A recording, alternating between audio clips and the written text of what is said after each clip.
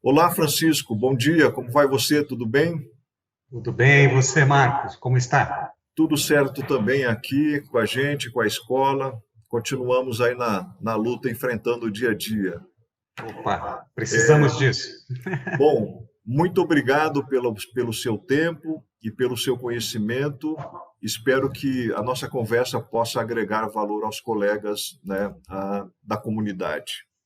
Te A digo que é nossa um prazer fazer isso, né? Estar aqui participando dessa conversa com você e, se puder contribuir, ótimo.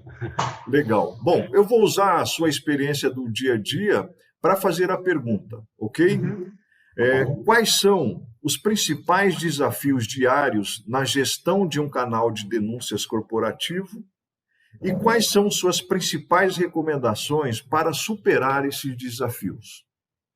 Ok. Eu acho que, bom, eu estou partindo do pressuposto que o canal de denúncias esteja já dentro de um contexto de um programa de compliance robusto, implementado, né? Portanto, porque este seria talvez o principal desafio, na minha opinião, né? Já ter um programa de compliance com o qual a companhia, os colaboradores da companhia já estejam comprometidos. Mas, supondo que a gente já tenha superado este aspecto, eu te diria que uma das principais questões, desafios, seria a credibilidade do canal, a Certo. credibilidade do canal de denúncias. Manter a credibilidade do canal de denúncias é um desafio bastante grande. E isso eu enxergo como meios para manter essa credibilidade primeiro, que o canal seja coerente com aquilo que foi apresentado aos públicos interessados, né? Certo. Essa é uma questão vital, né? Eu faço o que eu digo que iria fazer, né? Certo. Acho que a segunda coisa é a recepção das denúncias, o recebimento das denúncias seja feito por uma entidade independente terceirizada, né? Eu já tive a experiência de ser o ouvidor dentro da companhia e receber diretamente as denúncias, e digo que isso causa desconfiança, além de provocar conversas, questionamentos internos que não são adequados. A terceirização lida com isso bastante bem. Eu concordo com você, acredito que a independência do terceiro para a recepção dos relatos é fundamental. Uhum. Terceiro, talvez, meio de como lidar com isso, só um instantinho que está Fique à entrando vontade. ligação, né?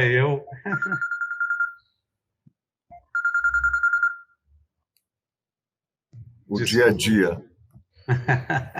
Isso mesmo. Então, eu te diria, ter protocolos para tratar as denúncias. Eu acho que todas elas devem ser analisadas, mas que isto esteja muito claro, né, tanto para o público como para aqueles que têm ação no contexto do canal de denúncias. Por exemplo, o, qual é o papel claro do terceiro que recebe as denúncias, como essas denúncias são enviadas e para quem, né? Como essas denúncias devem ser analisadas, né? Quais aquelas que requerem investigação ou não.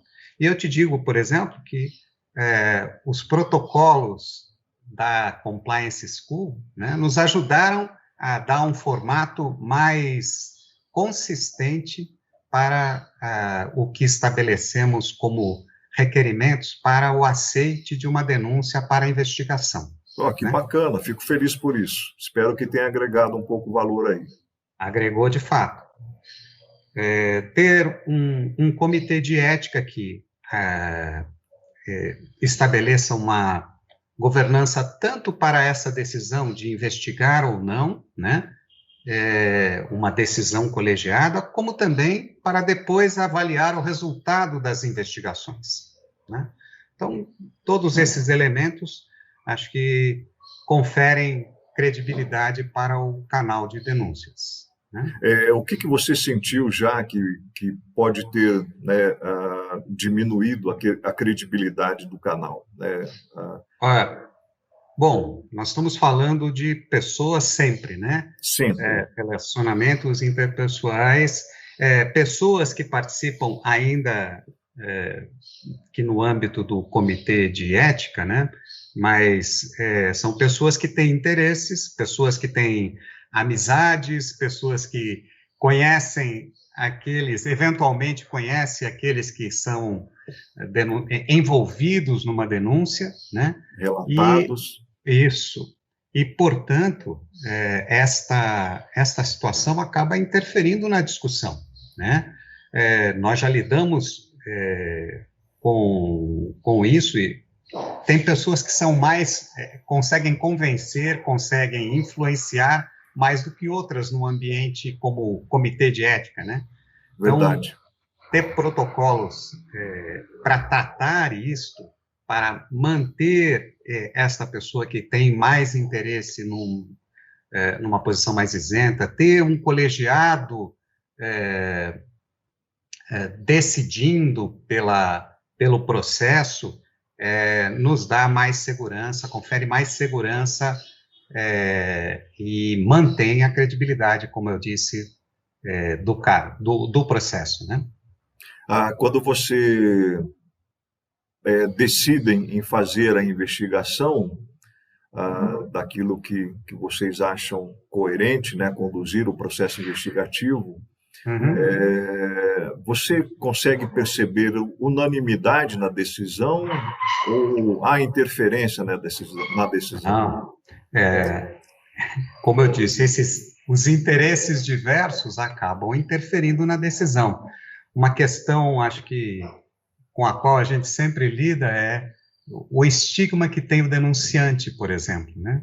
O denunciante é sempre considerado um dedo duro, não é? Ele é um delator, né? Acho que até a maneira como a repercussão que teve a Lava Jato e a maneira como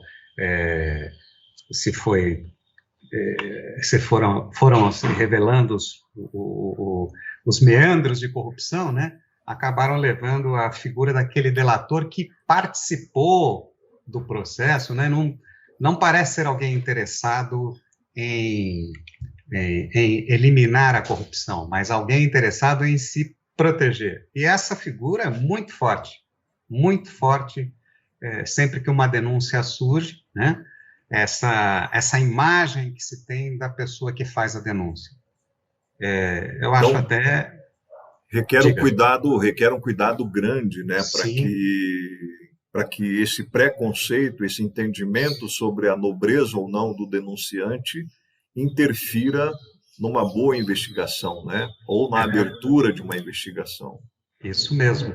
Tanto que nós estabelecemos aqui uma norma para elucidar ou para estabelecer de maneira clara quais são as diretrizes para o canal de denúncias. Dentre elas está o entendimento de que o denunciante é uma pessoa que está procurando trazer uma situação que ele percebe como antiética, né, que vai contra os valores, os princípios da política de ética, para quem tem responsabilidade e poder para lidar com aquela situação, para mudar aquela situação percebida. Ele não tem a obrigação de saber se aquilo é verdade ou não, mas de, ao perceber, comunicar. Então, essa é uma diretriz para a qual a gente dá bastante ênfase. Que né? Bacana, bela dica. E isso tem nos ajudado. Não significa que a gente não tenha discussões, mas tem ajudado a gente nessa direção. Ok. Então, você está me dizendo assim que talvez o maior desafio seja lidar exatamente com a estrutura que decide se vai, né, prestar atenção naquele relato do que propriamente a apuração do relato? Eu te digo que é um componente desafiador mesmo. A estrutura que vai cuidar do relato sempre vai desafiar o processo investigativo e também o resultado da investigação, né? Acho que tem um terceiro desafio que eu também apontaria, que seria uma eventual ineficácia na aplicação de medidas de consequência, né? Por favor, explique melhor. É assim, a investigação foi feita, concluída, nós temos evidência de que houve o desvio de conduta, qualquer que seja ele, né? Como tratar isso? Bom, a discussão no comitê é ampla, né? As pessoas acham que, dependendo do cargo da pessoa, da importância que a pessoa tem para a organização, por exemplo, ela não deveria receber uma consequência severa, né? Procuram atenuar, inclusive tentando explicar o que aconteceu, né? Sim. Argumentar Argumentar em favor daquele que teve o defesa, comportamento. Né? Sim. Nós sempre acabamos defendendo, passando a mão na cabeça, enfim. Mas essa discussão tem que ser aberta, né? Tem que ser clara. O resultado da investigação tem que conter evidências diante das quais a objeção fique complexa, né? Se for uma objeção por qualquer tipo de interesse como este, né? No sentido de proteger ou de alguma forma diminuir aquilo que foi revelado. Mas por ineficácia, eu digo, então, seria não aplicar as medidas adequadas para aquela situação. Nós temos um código de integridade, né, um documento do programa de compliance que fala sobre quais são as medidas de consequência aplicáveis para casos de desvio de conduta. E elas não são unicamente disciplinares, né? As disciplinares são um grupo de medidas, né? Por exemplo, uma advertência, uma demissão, né? Mas esse é um conjunto de medidas que até está previsto em lei como medidas disciplinares. Mas a gente tem também as medidas administrativas, que são aquelas levadas a efeito para interromper uma ação ou um fluxo ou um processo que pode resultar em desvio de conduta. Temos medidas educacionais, que é um retreinamento, que é um coaching, né, que Bacana. Também ajudam a reorientar o comportamento da pessoa que cometeu o desvio. Temos medidas de melhoria na gestão e nos controles internos, porque existem casos onde a gente comprova que a própria sistemática, né, deu ocasião a um erro, né? Sim. E acabou interferindo ou desviando uma operação, uma transação, né? E temos os casos onde toda a investigação feita de maneira bastante consistente e com evidência se comprovou que aquela denúncia não para em pé, né? Não é real. Então, nós temos isso descrito e também temos, como eu disse, as medidas de consequência também estabelecidas para que o comitê possa aproveitar desse leque de opções, né, para aplicar uma medida de consequência adequada à situação. Vocês trabalham com algum escalonamento assim da profundidade da investigação, né? Você chega um relato, o pessoal decide por investigar, você faz uma investigação, e quando você apresenta esse resultado, já houve situações em que se pediu para evoluir ainda mais? Sim. Sim. Nós procuramos apresentar, via de regra, vamos buscar os elementos onde as primeiras evidências estejam mais facilmente identificáveis. Certo. Isso, né, os procedimentos nos asseguram isso. Mas o aprofundamento aconteceu já conosco em diversos casos, né? Claro. E o que a gente procura é já, de pronto, num período de tempo estabelecido, oferecer já um quadro, né, onde as pessoas possam ir, como é que se diz, escalando no conhecimento sobre aquilo, sobre o fato, sobre a evidência do desvio, né? Legal, sim. E formando um juízo, sim, formando um juízo para então definir, bom, aqui é suficiente e podemos tomar a decisão. Muito bom. Francisco, minha última pergunta. Você, quando assumiu esse papel de fazer a gestão, né, desse importante trabalho aí dentro de uma organização como a sua, o que afetou internamente você como profissional? E como você lidou, né, talvez com a mudança de comportamento das pessoas em relação ao seu papel, não a você agora? Bom, minha carreira foi construída na área de auditoria interna, principalmente, né?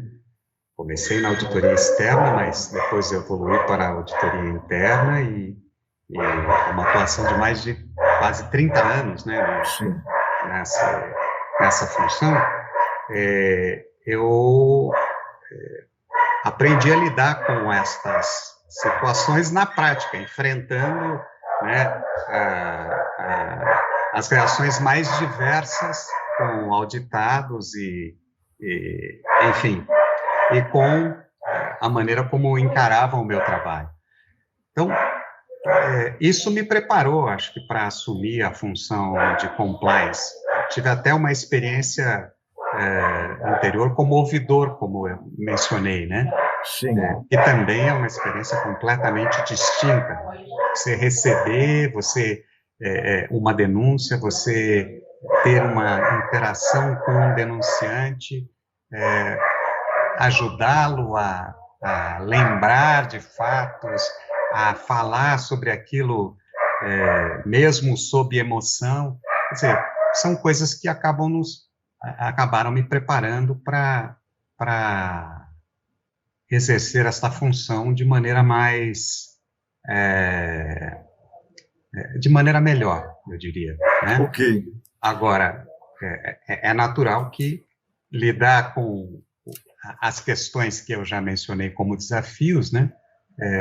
Estas a gente tem que ir aprendendo a cada vez que as enfrenta.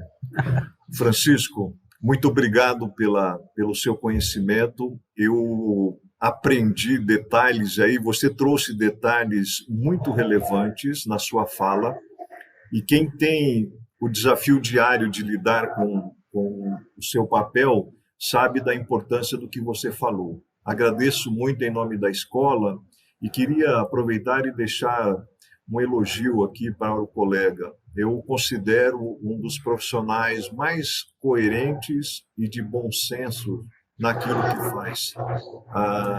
E parabenizo você por isso.